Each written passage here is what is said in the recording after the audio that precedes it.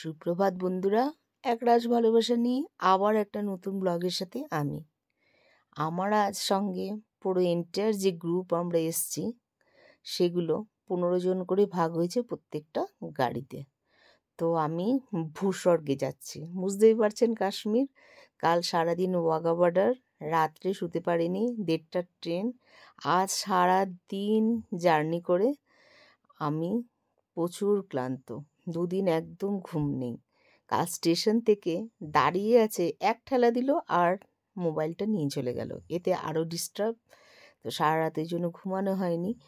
আর tunnel দিয়ে যাচ্ছি, দেখুন কাশ্মীর এরকমই না, অনেক টানেল আছে যেগুলোর মধ্যে দিয়ে দিয়ে গাড়ি মানে ট্যুরিস্ট গাড়িগুলো তোমার যায় আর কি। তো আপনারা হয়তো এখানে আসলে কখনো দেখবেন বা আমার ব্লগের দরুনও দেখেছেন, আগে আমি সিকিম গেছি, সেখানে কিন্তু এরকম টানেল নেই, এখানটাই দেখলাম। তো কি ভালো লাগছে, পাহাড় উপরে কিন্তু দেখতে পাচ্ছেন বরফ। কাশ্মীরে এসে দেখি সেরকম একটা গরম লাগছে। জম্মু থেকে যতক্ষণে কাশ্মীরে ঢুকলাম তখন দেখলাম একটু ভেজা ভেজা ঠান্ডা লাগছে, তখন নেমে দেখি 12 ডিগ্রি সেন্টিগ্রেড। তো আমাদের তো খেতে দেবে, এখন বাজে ঠিক দুপুর 2টো। আমাদের 3টে গাড়ি দাঁড়িয়ে গেছে, আমাদের 45 জন মেম্বার গেছিল। আর যারা পরিবেশন করছিল, সার্ভ করছিল, ভাইগুলো ভীষণ ভালো। তো যাই হোক, আমাদের একটা দোকানে ঢুকিয়ে, বাঙালি দোকান, পাঞ্জাবি ড্রাইভার ছিল, অতএব সে তো একদম বাঙালির দোকানে ঢুকাবে। ঢুকিয়েই আমাদের যে খাবারগুলো ওরা রান্না করে এনেছিল, কাশ্মীরি পোলাও আর হচ্ছে পনির দিয়ে আলুর তরকারি, যেটা গ্রুপ নিয়ে গেছিলো সেটা খাচ্ছে, যে বোন খাচ্ছে, বান্ধবীর বর, দিদির বর, এরা সবাই খেয়ে নিচ্ছিল। আমাদের সাথে ব্যাংক ম্যানেজার গেছে, অনেকেই গেছে, তারা সবাই খেয়ে নিচ্ছিল। অসম্ভব একটা দৃশ্য, জানেন তো। ভূস্বর্গ কি আর এমনি বলে, এর চেয়ে সৌন্দর্য আর কোথাও নেই। যাওয়ার 2 দিন আগে পর্যন্ত বোনকে বলেছি টাকা পয়সা দিয়ে যে আমি যাবো না, কারণ আমার শরীরটা অনেক খারাপ ছিল। তো এখান থেকে দেখতেই পাচ্ছেন, অন্ধকার হয়ে আসার আগেই ধোঁয়াশা তো হয়ই, কুয়াশায়। আর অনেক কনস্ট্রাকশন চলছে, জানেন কাশ্মীরের না। বোন বলল, বোন 3 বছর এসেছে, তো অনেক কিছু চেঞ্জ, মোদি গভর্নমেন্ট অনেক কিছু চেঞ্জ করেছে। যাই হোক, একটা টানেলের মধ্যে দিয়ে যাচ্ছিলাম, এটা 9 কিলোমিটার লম্বা, এরকম বহু আছে, কিন্তু এটা হচ্ছে সবচেয়ে বড়। কি সুন্দর লাগছে বলুন তো, কত সুন্দরভাবে তৈরি করেছে। জানেন তো, সব সৈনিকগুলো এই রোদে কিভাবে আমাদের রক্ষার জন্য তারা দিন রাত ওই পাহাড়ের ছোট ছোট চটির মধ্যে ঘর করে করে নিয়ে পাহারা দিচ্ছে, যেন আমরা সেফ থাকতে পারি। আজ ওরা জাগে বলে হয়তো আমরা ঘরে সেভ আছি। এই যে আমাদের সবাই সারাদিনে না, সত্যি আমরা খুব হয়রান হয়ে গেছি। একটা ছোট্ট ঝর্ণা দেখে ভাবলাম আপনাদের দেখাই, সেই ছোট্ট ঝর্ণাটা দেখানোর চেষ্টা করছি। তো আপনারা আসুন না, একবার ঘুরে যান, খুব ভালো লাগবে আপনাদের দেখতে। আর ওই যে বরফ গলা জল বেয়ে বেয়ে পাহাড় থেকে এসে নদীতে যাচ্ছে, সে কিন্তু মারাত্মক প্রকারে ঠান্ডা। আর ছোট ছোট ঘর বাড়িগুলো দেখে বোনকে বারবারই বলছি, কি রে এরা কি করে থাকে বলতো এরকমভাবে। তখনও বলে, দিদি বিনিময় প্রথা। বিনিময় প্রথা অর্থাৎ ওরা চাষ করে, সেই চাষেরই জিনিস একজন একজনকে বিক্রি করে।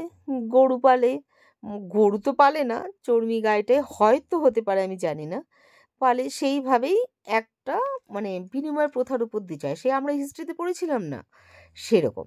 ভারত পতাকা দেখলেন, সব সময় দেখা যাচ্ছে এখানে পাহারা দিচ্ছে ওরা। সত্যি খুব কষ্ট করে, খুব ঠান্ডা।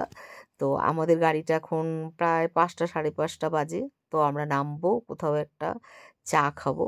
তো এখানে আমি চা অর্ডার করে দিয়েছিলাম, চা অর্ডার করে আর হচ্ছে আলু পরোটা একটা নিয়েছিলাম, 80 টাকা নিয়েছে, তার সাথে রাজমা দিয়েছে। এর চেয়ে বিচ্ছিরি খাদ্য হয়তো কোথাও নেই, রান্নাই করতে পারেনি, অথচ কি বলবো। আর সেই হোটেলের পেছনে দেখছি সব একদম অ্যাপেল গাছে ভর্তি হয়ে আছে, আর অ্যাপেল গাছে কড়ি এসেছে লাল রঙের, সেটা ফুটবে। আর এটা ঠিক নভেম্বর মাসে অ্যাপেল ভর্তি হয়ে যাবে। আগে যেরকম অ্যাপেল বাগানেই দেখা যেত না, এখন সে কথাটা কিন্তু নয়। সবাই কিন্তু এই গাছ দিচ্ছি লাগিয়েছে বাড়ি ঘরের মধ্যে, সব জায়গায় দেখতে পাওয়া গেল যে অ্যাপেল গাছ আছে। তো আমি একটু তো গাছে ভালোই বাসি জানো, এই দেখানোর চেষ্টা করছি। এই দেখেছো সুন্দর ফুলগুলো, কি সুন্দর ফুটেছে না, খুব ভালো লাগছে, খুব ভালো লাগছে আমার এখান থেকে এসে, একান্ত যেন একটা সময় আমি কাটাচ্ছি। আর একটা দুঃখ হচ্ছে অবশ্যই, বাচ্চাকে ভিডিও কল করছি, বারবার ঘরে খবর নিচ্ছি, প্রিয় মানুষগুলো ছেড়ে আছি, তো তাই আমার খুব কষ্ট হয়। কিছু করার নেই, দেখতে এসছি, এরকম ছোট ছোট গ্রুপে বেরিয়ে যাব। আমি নিজের জন্য নিজে বাঁচতে চাই, কারোর জন্য আমি আর বাঁচতে চাই না। যাই হোক, এই যে ঘরগুলো, এবারে কিন্তু আমরা পেহেলগাঁওয়ের দিকে ঢুকছি। বাড়িগুলো এত অদ্ভুত, বিশ্বাস করবেন না, এত সুন্দরভাবে কনস্ট্রাকশন বাড়িগুলোর, এত ভালো লাগছিল কি বলবো। দেখতে পাচ্ছেন বরফটা কীরকম?